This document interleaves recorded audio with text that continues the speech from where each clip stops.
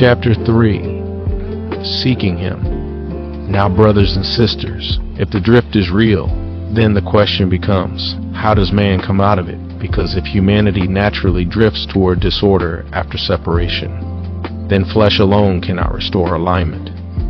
And this is why Scripture repeatedly commands mankind to seek, pray, watch, endure, meditate, renew the mind, walk in the Spirit, and draw near to the Most High.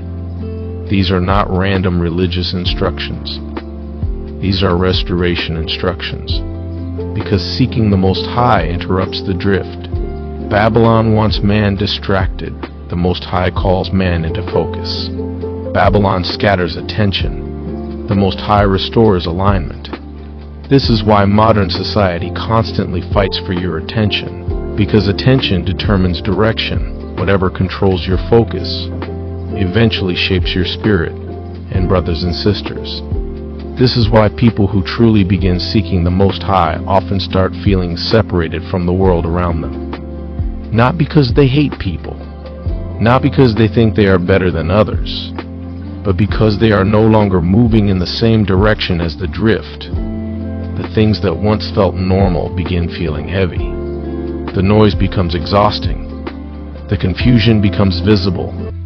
The distractions become obvious, and people around them begin saying, "You've changed. You're acting different. You're too serious. You're too focused on Scripture."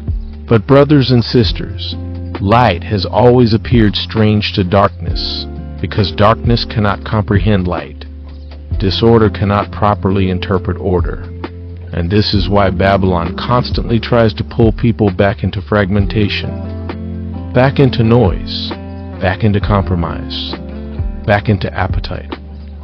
Because the moment a person becomes still long enough to truly seek the Most High, they begin waking up.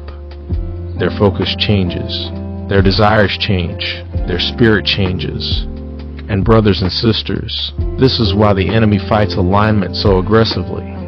Because a focused people are dangerous to Babylon. A people aligned with the Most High become difficult to manipulate, difficult to enslave, difficult to deceive. And throughout Scripture, the Most High has always preserved a people who continue seeking Him even while the world drifts deeper into corruption. A remnant, a separated people, a people moving against the current. And in the next teaching, we are going to talk about the hidden law behind that drift itself. What the world calls decay, what Scripture describes as corruption, and what science calls entropy. Chapter 4.